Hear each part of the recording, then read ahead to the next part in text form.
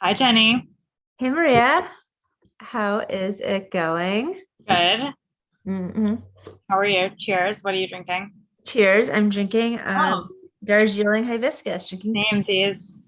pink. Good choice. Oh, It we're doing matched our, it just felt like it went with the whole vibe of our. it does. It's pretty. It looks good together. Of course, I feel like our cans always look good with the books. So I'm Well, I'm really excited to chat all things like a House on Fire with Lauren McBrayer. This was our Boozy Book Club pick of the month. Um, you'll be interviewing her solo, right? yeah, yeah. Well, I have a other activity, like another commitment, I should say. But I loved reading the book and I'm excited to hear your yeah. interview. I'll ask her all of our burning questions. Ask my burning question. Yeah, well, obviously, I mean, this book, as we all saw, Lauren has a Vogue article that everyone should check out, but it was obviously a very personal story for her. Very personal. So, like, Yeah. if you read the Vogue article, I happened to read it before we interviewed her, and she really just says that kind of this book was a personal journey for her, and that Yeah. kind of the act of writing this book gave her the courage to make some personal decisions, which of course made me even like more interested to read it because you're like, Yeah. wow, No, what personal decisions did you yeah. make? And then you find out what personal decisions are made, and I don't know, it was pretty like kind of interesting, like a sneak peek into an author's life. Yeah. Yeah. No, 100%. I'm excited to find out how that like came to be. Like, was it an awakening as she was reading? I don't know. We'll have to find I out. don't know. When you talk to her, ask her when is it Yeah. chapter one, Because the chapter book kind of seven? takes a turn. Like you feel like you're on one track and then all of a sudden you go into a Yeah, different it track starts off like without giving anything away. Yeah. well, whatever. I mean, the Vogue article gave some stuff away. No, but it starts off, I mean, with this kind of mom, mom who has a husband, a life that she likes, but she's been out of work. She's been trying to do some creative stuff, and she goes back to work and she's very apprehensive. And you kind of think it's going to be this like back to work reawakening story, but that's like not the story. Yes. No, 100%. That's what I mean. You sort of like feel like for like half the book think it's like it's going a certain way. One way. Yeah. It goes a One way, different but way. there's a different Yeah. way. One thing that was funny though, like there are parts of the book that do not mirror my life, but one thing that I was thinking about as I was reading it was just like the whole like being a mom, the whole like work-life balance thing that you and I are Yeah. Merit, the main Here we character, is constantly like juggling like the kids, her husband, like guilt, but also kind of pleasure when she gets away. So I don't know, kind of just made me think Yeah. No, I about think mom our experiences. mom lives. The Mom. the the never ending journey of balance. It's a Mhm. tough word. Jenny and I, we actually remember we just brought my 1 year old on a work trip. Luca, oh my God. I have like Speaking of balance, I don't know what that qualifies as or insanity. I I've never worked less on a plane. Like honestly, and it was actually kind of my fault because I I tried to warn you. invented He's a maniac. Maria was like we happen to have seats near each other, and I was like, oh, like I'll move next to you, and she was like, you probably shouldn't, which I didn't do because I was like, I mean, we like then I was very close by. But what happened? Like your mom got COVID and Marty Yeah, was in it was just Mexico like and a comedy of we had to errors. go to Cincinnati, We had to, right? we had to go to Cincinnati, and I forget exactly. There was like a whole like my mom couldn't come because then she got Oh, COVID. and then your like housekeeper couldn't cover. Like if she was to cover, she had to like Oh leave my, in the morning. yeah. Nanny, Oh, sorry, she had nanny, to whatever. leave at 8 in the morning the next day, and there was like no physical way. There was no way we were getting back by 8 a.m. And then yeah, my husband Then was like we brought him, and in you the have this country. genius like stroller. So Lucas won, and it was his first trip, and we stayed at this hotel in Cincinnati that's called what's it called again? A 21C. The 21C, Yeah. which Maria was like, we were going to stay somewhere else. And Maria, we've stayed at 21Cs before, like in like Bentonville, Arkansas, and like Yeah. other places. And Maria was like, they had these giant penguins and art installations that you can touch. And Maria was like, I think he'll like that. And There's then like a lot. There's a lot of like open space with like interactive art. I was like, perfect entertainment. so he flew with us. We found a babysitter, a local babysitter from one of our investors. And anyway, it was just like, I don't know. I loved it. I mean, it's He was pretty good, and he met Chris Rock. Bonus. Nothing to do with us. We literally went to a restaurant, and it was not like, way. oh yeah, you were. I was doing work things. You were like, I was trying to feed my There was one thing about the hotel, there was no room service. There was like no food anywhere. I was checking out the new football club in Cincinnati. I like went for a tour, but you were invited but couldn't do I it. think it was too complicated. We were like meltdown. Yeah. I was like, it was like nobody wants me on this tour. That would have worked that well. Yeah. So then you went to a bar. Yeah, I went to like this really cool, like old school pub, and it was literally like us at the end of a bar, and then someone sitting next to us with like headphones on. It wasn't like, I was like, whatever. And then Luca starts, babbling, and I turn around and it's Chris Rock. So Luca literally met Chris Rock. First celebrity sighting. No, it was good. He'll go far. He was surprisingly good. I felt, it worked out well. Anyway, like I really enjoyed the end of the trip where like I sat behind you guys on the plane, and Luca spent the entire time passing pretzels, and I really didn't want to disappoint him. So I kept passing the pretzels, but like, it was a lot. And then he liked that doctor next to me too. Yeah. That like young doctor. The doctor started off like, remember he was a pediatrician. He started off he was like I'm studying to be a pediatrician, and he's so cute. This is so cute. And like after the 12th pretzel was like hurled at him, he was like, yeah. Well, I will say maybe your kid needs a walk. This is maybe the topic of another conversation, but like pediatricians before they have children and pediatricians after they have children, like I found my pediatricians to be much more empathetic. The ones like once they have babies. Different breed, yeah. Different. It changes you. Yeah, it changes you. They're like, whatever. Okay, cool. Anyway, so that is where our version of mom work life, the direction that Merritt's life takes after experiencing things like children hurling peanuts at her is very different than what we did, which is, went home. But it was fascinating. It was a great read, like incredibly fun and like just really inspirational to kind of read about someone finding a moment of empowerment and like recognizing and your own path, and like every path is different, and embracing that and finding like her true happiness is really kind of how I tied it. That's what the story is about. It's kind of a dive into herself, and Lauren will tell you more about it. So I'm going to flip over now to my interview with Lauren McBrayer. I'll flip away. Author of Like a House on Fire. Jenny's going to flip away, and we'll see you guys all next month. Hope you guys like the chat. Okay. Cheers. Bye. Cheers. Okay. Hi, Lauren. Cheers. Cheers. Welcome to our book of the month, our Boozy Book Club. Lauren McBrayer is with me. She is the author of Like a House on Fire. And of course, we have our Boozy Teas ready. We're ready to gossip and chat all things. So Lauren, I guess to kick things off, will you just give us, like, in your own words, what this book is about? Yes. So Like a House on Fire is the story of a woman named Merritt, who we meet in her late 30s as she is re-entering the workforce after several years at home with her 2 young kids. She'd taken some time off from architecture to pursue a career in fine art, but it has failed miserably. So she's decided, I'm not that happy. I don't really know why. I think I should go back to work. Maybe I'll get my mojo back. So she goes back to architecture, and we will soon learn over the course of the novel that she's not wrong. Going back to work does bring her back to life, and maybe to life for the first time in her life. But it's not the work that she does, but the woman that she works for. A brilliant and beautiful and very talented older architect named Jane, with whom Merritt forms at first like a really close working relationship, and then a friendship, and over the course of the novel, much, much more. Yes. No spoilers. No spoilers. Okay, so it's such an interesting plot. So I also read an article you did in Vogue.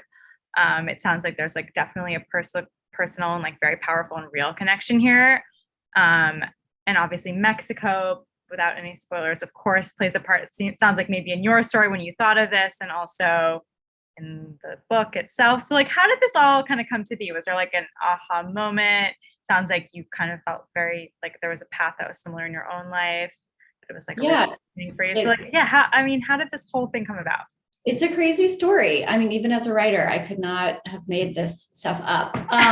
So I had written 3 novels before. They're young adult novels. I published them under my married name, Lauren Miller. The last one came out in 2017. And when it came out, I knew I didn't have another young adult book in me. And I was like, am I going to write anything again? Like, am I going to ever write? was sort of in this like existential creative desert. And, you know, things weren't great in my personal life. I had 3 young kids and a marriage that was perfectly fine, but I just kind of felt this general malaise. And I thought it was because I wasn't writing. Mhm. And I went on a girls' trip with a group of women that I didn't know very well. And I was reading Sally Rooney's Conversations with Friends, which has like so many people have read it, know like a lesbian story within the story. So I like always credited that was in like the back of my mind, but I was on this trip and I didn't know what to write. And I was, will I ever write again? And I woke up from a nap by the pool. I wish I had been drinking Boozy Tea. I was probably with the margaritas. Perfect for the pool. Yeah, exactly. I probably would have felt that. Yeah. Anyway, and these characters, Merritt and Jane, like arrived like a thunderclap in my mind. And I was like, it's their story, it's these women. And initially, I thought it was like totally fiction, nothing to do with my own life. And I also thought it was predominantly a story about female friendship and the loneliness of modern heteronormative marriages, particularly for working moms, I think, who carry so much emotional load on top of like, it's a lot. Yeah. Yeah. So I thought that's what the book was about. And then I was like, oh, I'm going to add this like, but what if they then fell in love aspect? But in the original idea for me, it was like, but then they couldn't fall in love because they're just best friends and they're going to ultimately realize friendship is more important than romance. Like that's the book. I was like, I can write that. And about halfway through, as I say, okay, wait, I was just going to say, did that like kind of evolve? Because I definitely thought that's what it was about at the beginning. Like, I was like, okay, I get it. Like working mom, I understand, you know, and then it like totally, takes this turn. Yeah. It took a turn both like creatively for me as I was writing it, but it also took a turn in my own life where I was like, oh, wait. Because if I'm writing a story about intimacy and the premise, I was like, what if sex was on the table between 2 women who were that close? Like, what would happen? And it sort of like clicked in for me that what would happen is they fall in love. Like, they wouldn't be like, we should be friends. And I wrote in the Vogue piece, I was like, I realized the call was coming from inside the house. That was really the thing that happened. I was like, oh, this is what I'm thinking and feeling. And for me, it wasn't like a particular woman, you know, Jane is a fictitious character, but it was like, oh, these are the questions I'm asking. It's not really about how do you fix a marriage. It's like this deeper existential thing about loneliness and connection and intimacy, sexuality and desire. So when I realized what the book was ultimately about, a love story, and really, I think it's there from the beginning, it's actually a story of love at first sight. So like, I'm interested to know if readers agree with that. Like when you go back and read the first scene between those women, it's like, that's not typically how like buddies connect, you know, like this sort of like, there was definitely like more, I guess, maybe chemistry is the right word. Like you like feel the connection. Yes. But I definitely I didn't like see it till later, but I'm sure if I were to go back, I would be like, it's there. So then I like had this question of, do I revamp the whole novel to sort of like move it up and get to the action quicker? And I was like, no, because I'm writing a story about intimacy and how it evolves over time and how desire comes out of intimacy, which is like a flip-flop of what we see in typical like straight relationships. It's like fireworks, romance, sex, and then like, can we go the long haul? And these women, it's kind of the opposite, which I love. No, I thought it was great. It makes total sense what you're saying. And I got all of it. I was just gonna say, and then you asked the personal thing. So for me, the pandemic hit, I'm working on this novel. I'm like, oh, this isn't really a novel. This is like this aspirational, like sliding doors version of my own life. And I sort of was presented with the same question that Merritt ultimately grapples with, you know, what do I want for the rest of my life? She turns 40 in the novel. I turned 40 in 2020. And so I created her, but ultimately like I learned from my own character, which I think is just myself, you know, like projected into fiction. But so the rest is, I'm no longer married. I live in a new house, you know, that I've decorated and, you know, no spoilers on Merritt's choices, but she definitely paved the way for me. That's amazing. Well, and congrats. I'm so happy for you. And it sounds like you had a cross country move as well. So all the best. Okay. So like one of my questions was kind of like, who was Merritt? Were Merritt and Jane, I mean, obviously the most prominent, but also like the Corey, were they based on anyone or kind of you have very particular like visions for the characters. It seems like or at least they're very like I have a very and I actually have another funny question for you after that. But like I have a very clear vision of what I think they are. Like who were they? Where did they come from? Yeah. So I think, about like 3 months into writing this, I told my best friend from college, I was like, this character Merritt that I've created, she's so different from me. And when my friend ultimately read the book, she's like, she's just you. Like, no offense on your creativity, but she's 100% you. So Merritt's probably based on me. I mean, I'm not an architect. We have some differences, but that's probably the reference point for her. Okay. Jane, it was really important to me to make Jane as different from Merritt as possible. She's 20 years older. She's blonde and Merritt's a brunette. Jane is Danish. Merritt's from Florida. Like, could Florida and Denmark be any more different? Yeah, really different. Jane doesn't have kids, which I think is an important aspect of her character. They're both married to men, but they have very different marriages. And Jane is a career like badass, whereas Merritt has tried a career and failed, coming back later, like post kids.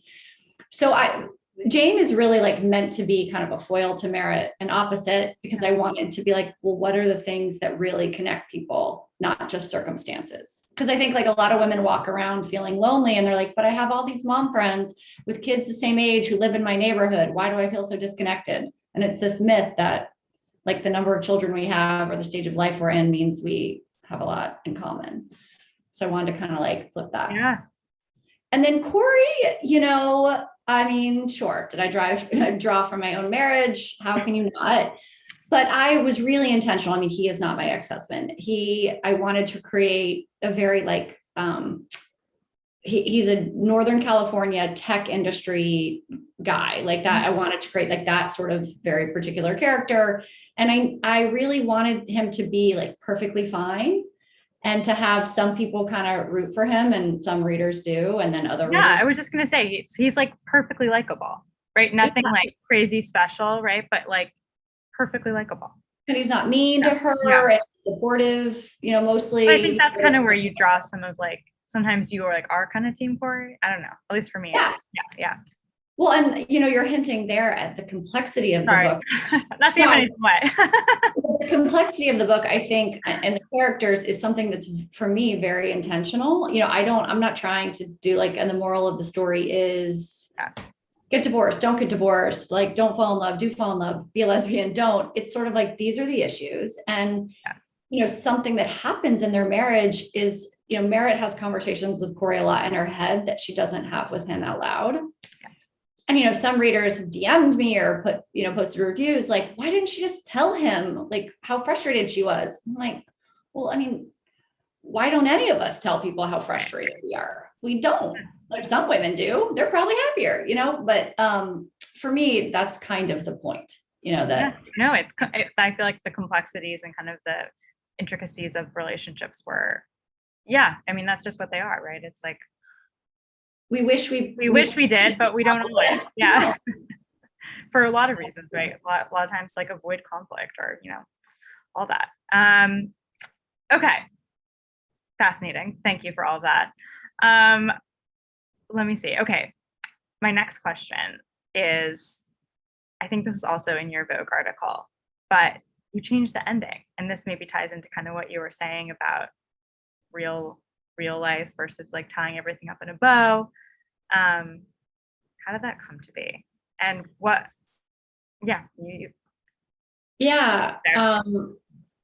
go read the Vogue article if you want me to say it more eloquently than I'll probably say it here. But yes, I wrote this book and I finished it and I sent it to my agent. We did, a revision before we sent it out to publishers. And it ended on the last chapter before the epilogue. So in the current version, there's an epilogue 5 years in the future. And I'm going to try not to give spoilers as I'm talking about it, but I wrote an ending that I thought was like Merritt doing the right thing. And it's not a particularly clear ending on how it all plays out for the rest of her life, but she sort of recognizes that you can't be two people at once. I think part of what happens in this story is she gets really bifurcated And, some people have comment, reviewers and stuff, and I'm interested in your readers, people who read this as a result of this, feel this way, but that she kind of becomes this, she has this like alternate self that she develops, and she kind of like pulls away from her kids a little bit. She like pulls away from her marriage a whole lot. She's in her head a lot. There's a lot of whole fantasy life that comes out. And, people are like, she pulled away from her life and she became like almost like disassociated. I'm like, yeah, that's like the point. It's when you don't feel integrated because you have this whole life that you are not happy with. And then you have this whole alternative that's not really yours. And the two don't really blend. Yeah. Don't really blend. So Merritt ultimately is like, I'm a wife and a mom. I can't be this other thing. And so she makes decisions like that. And I came to the same conclusion. I was like, it's all fine. No judgment on her character and her story, but like, you got to do the right thing and like do the thing for your kids and do the right thing. And I probably subconsciously was also worried as an author about the blowback of, trigger warning for people. There's infidelity in this book. And, I wanted her to be like a good person because ultimately the author is like judged by the character. So anyway, so I had that ending. I was ready to go out with it. My agent, because she knows me really well, is like, just think about the ending, before we send it out, you get a weekend. And I sat down and I gave myself permission to just write an alternate ending. And I did it as an epilogue. And I wrote it in maybe an hour. I mean, my fingers didn't lift off the keys. I didn't change anything. It just like came out. I like birthed it. And I sent it to her and was like, I wrote an epilogue. Do you think we should include it? And she was like, yeah, we must. Like, and then I panicked and I was like, oh, well, this is this is an alternate ending. And what do I do? So I had to think a lot about what it meant for me in my own life and what I was saying about like the permission I was giving Merritt to believe something could be bigger for her life or different for her life. So ultimately I included the epilogue. And now I cannot imagine if I had published this book with the ending before the epilogue, like I hope people would throw it at me because it's like a ending. So I'm very glad my subconscious saved the day again. I mean, we won't give anything away, but obviously read that blog. What would be like there was a lesson that you want people to take away from the book. What would that be? Yeah, it's funny you asked that. I was actually out with some new friends last night, and I was thinking about kind of if I were to give advice generally to people, like what is it that I believe to be true about things? I think it's the message of this book, to the extent there's a message. It's that like make sure that you live a true story, because it might be messier, it might not be like as aspirational, you might not feel as great about it as you're figuring it out. But I think we all have a story that feels really true and authentic to who we are. And if it's the true story, it's like the story you're meant to be living. Yeah. And I think that that's what Merritt ultimately is like, this is the true story. Yeah. Just funny. I wrote a novel. It's like related to my life and it's like the true story, but it's not true. It's like all very meta. It's the lesson to live the truth, That's absolutely. It's beautiful. No, I love that. Live a true story. I think that's really, really great. Okay. Well, now I have two fun questions for you and then we can wrap it up. But okay. So if your novel were to become a series or a film, who would play Jane, Merritt, and Corey, and even Lars? You can add him in. Yeah. Have you ever thought about it? 100%. My day job is in the TV business. So yes, I think about this stuff all the time. There is only one answer for me. There always been for Jane, because I imagined her for the entirety of writing it, and it's Robin Wright. Robin, like so much like that's basically who I pictured with a ponytail. Exactly. She's like exactly the right age. I think probably it's really hard to do Danish. So I'm like, ultimately, maybe it's just European, maybe she's English, but anyway, Robin Wright, she wants to direct. Robin, please come direct this. Because I think tag her at Robin Wright. Yeah. Yes, exactly. Tag. Because Jane is beautiful and brilliant, but she's not like a caricature of herself. She's not like overly fabulous. She's a real person who's worked really hard and is a really good friend and very clear visioned on who she is and who she sees Merritt to be. And I think Robin could like obviously do that amazingly. Mhm. It's really hard when you realize a character is like based on you. You're like, what mildly awkward actress could crash into like a wall? But fabulous actress, obviously. Yeah, exactly. But I would say, as I was writing it, I was picturing like Rachel McAdams or Kristen Bell, because I think there's a comedic aspect to Merritt. Yeah. Like she's kind of funny, you know. And so, well, it was during COVID, and I was thinking like, well, if we shot this, if COVID lasts forever, and we have to shoot this with like COVID protocols, I was like, how about Kristen Bell and Dax Shepard? Because I think Dax Shepard would be a great Corey. He So would I be think great that's for my great casting. And I like, so Merritt has a best friend named Lena, who, it's funny, I don't know if I gave her like a ton of descriptors, but in my head, she's Indian American. So I was picturing someone with, you know, humor. I was like, Mindy Kaling is like, I was just gonna, yeah. young, but like she would be hilarious at some of those like kid parties where she's like had too much wine and hates her life. Yeah. Oh my God, you can like hear her saying it. Yeah. So yeah. Okay, well, would watch. Great casting. From your lips to God's ears, like that'd be amazing. Listen up, everyone. Okay, and then what would the soundtrack be? Ooh, well, I can send, I have a soundtrack. The publisher, my publisher Putnam actually put one together at book launch, which I can tag on social and people can find. There's a Jane playlist and a Merritt playlist. Okay, well, send them over. We'll yeah, send it over. I love the good time. There's stuff from like, there's some like emo love stories or love songs. There's some like a Brandy Carlisle song. But then like Lizzo, Truth Hurts, you know, why men great till they gotta be great, you know, so I will post that and we can tag it. Perfect. I'm in. We'll listen. All right, Lauren. Well, this was really fun. Thank you so much for joining the Boozy Book Club. And as a reminder, Lauren's book is like a house on fire. Also Lauren's house. And we're the Boozy Book Club. So tune in and cheers.